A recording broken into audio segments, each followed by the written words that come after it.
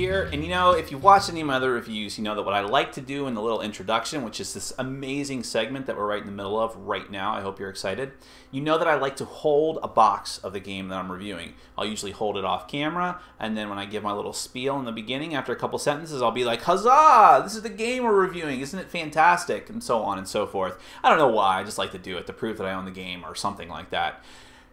That's a lot harder to do with the game I'm reviewing today. Let me show you why. Okay. Because it's arguably the heaviest game that I own. This is the Takenoko Collector's Edition, or Deluxe Edition, or whatever you want to call it. This, now if you... Okay, let's see how this is going to work. That'll work.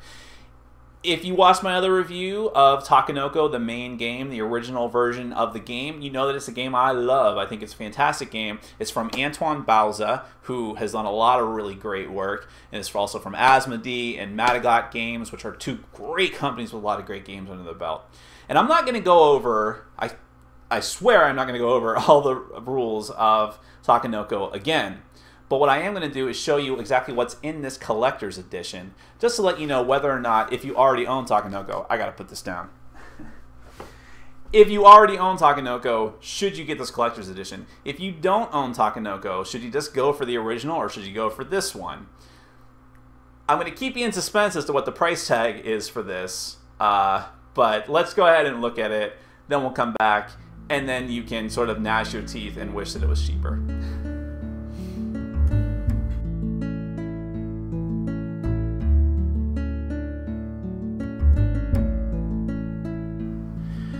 Alright, so since I had the other copy of the game just kind of sitting around, I figured that we'll actually do a side-by-side comparison. Here's the difference between the two boxes. Now, the Collector's Edition comes with a pretty cool sleeve that most people will probably just leave off, I would assume, because the wooden box by itself looks nice enough.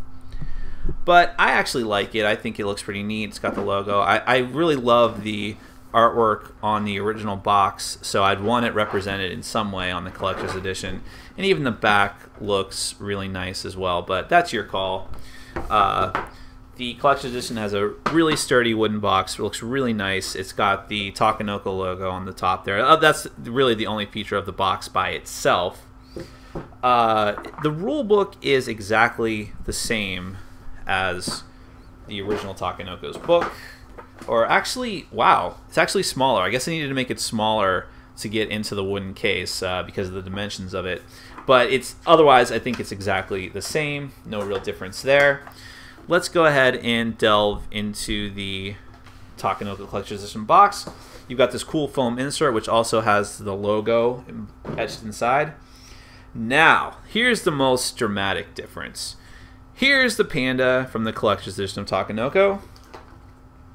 Here's the panda from the original edition. You can see there's quite a glaring difference. The gardener as well.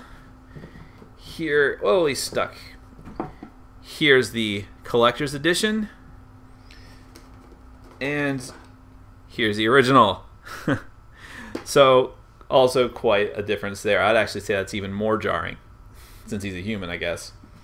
Here is the really, really awesome big wooden die from the Collector's Edition, which I'm sure is going to leave dings and dents in my wooden table.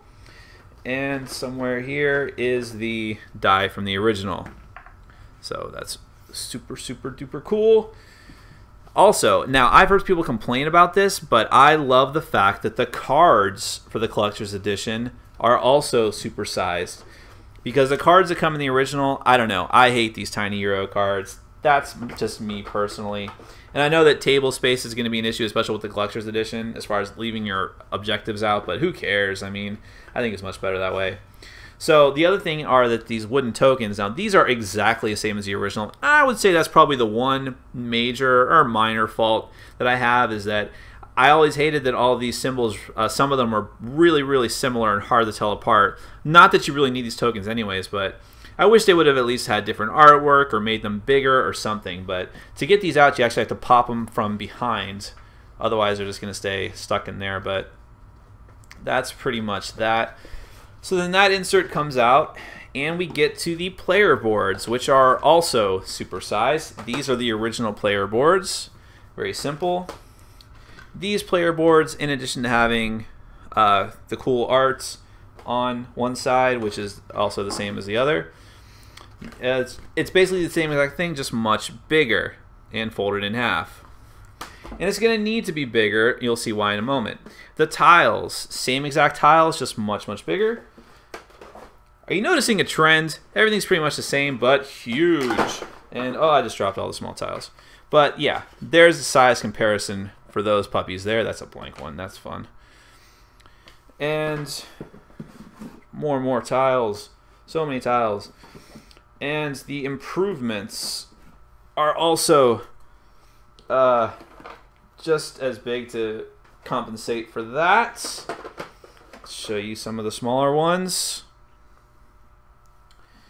And so I'm making a huge mess over here, but that's okay. That's what board games are for, making big messes. You have this final insert that comes out, and down here in the bottom, you have what's basically like a kid's toy chest of pieces. These are all the enormous bamboo pieces, which actually are probably, to my mind, altogether the most impressive part of this. Now, also in the same spot, you have all of the irrigation channels, also supersized. Here's the size comparison for all of that. Original Takenoko supersized version, and the different bamboo pieces. Just grab a bunch of these. There's the size difference. Original, collector's edition.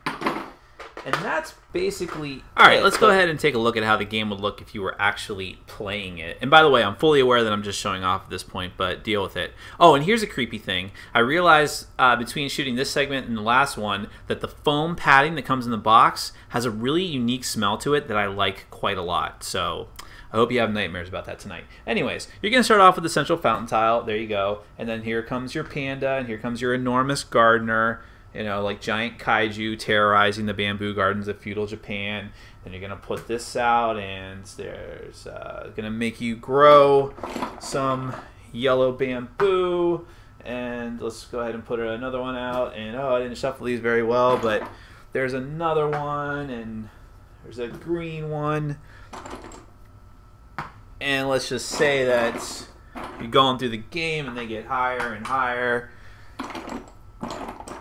And eventually they get so monstrously big, and then you're going to move the panda over, and he's going to grab one, and you're going to put it on your board and roll the enormous die.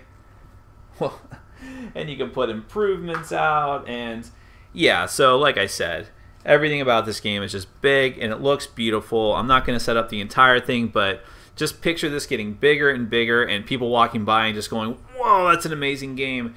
And that's why it's a perfect game to take to your friendly local game store, a perfect game for conventions. And let's go back to my final thoughts because I'm just gushing over this way too much.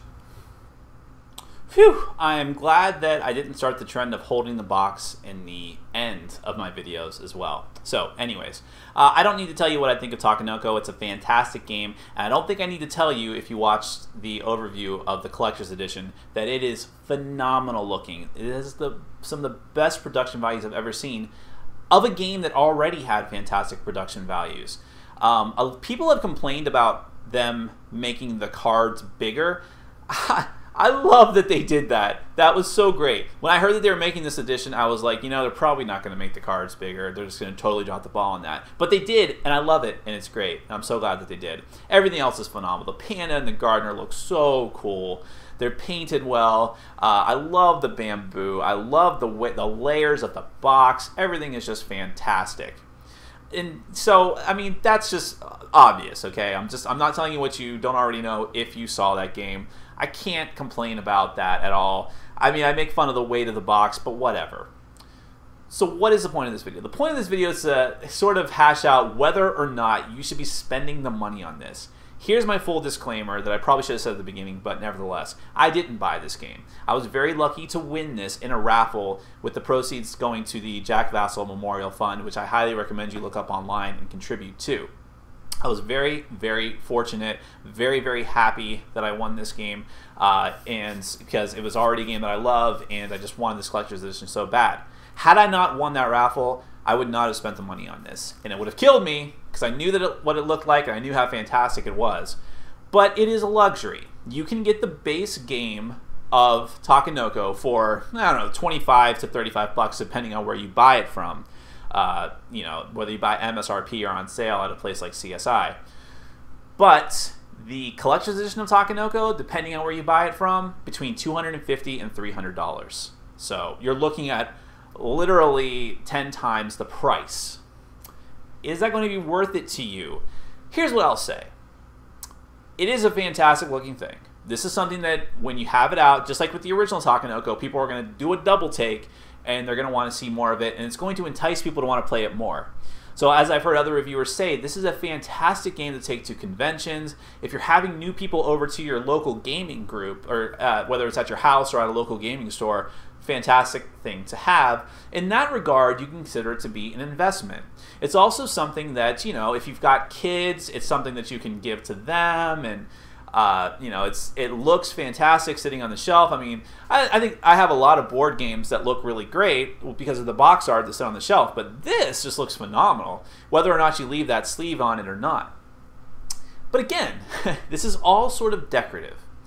So I am not. I have a ton of games, but believe me, I am not very well off. I have to make a lot of sacrifices to, you know, keep my hobby going, but also take care of all of my other responsibilities. And this is pretty much my only main hobby. But even so, I cannot afford every single thing that I want.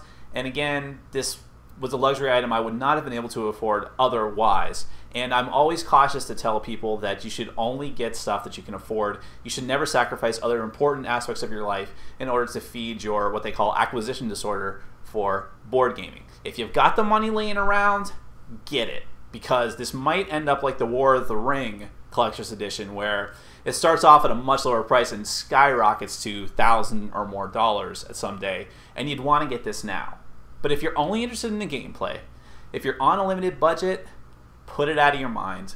Just don't worry about it too much, because Takenoko is a fantastic game no matter how you play it, and no one's going to fault you for not wanting to spend this amount of money on something that is just a luxury. But I do have to say, as you saw in the overview, it's a fantastic looking game. I am happy that companies do this kind of thing every now and then, because like I said, it's fantastic to bring people into the hobby. People are going to want to play games like this if they see these kind of production values, and I think overall it's a good thing. Just make sure that it's the right thing for you. So, my name is Nick. This has been Board Game Brawl. Please check out the Jack Vassell Memorial Fund and donate if you can, if at all possible. And I'm reminding you to get out there and game every day and in every way, no matter what the game looks like. Take care.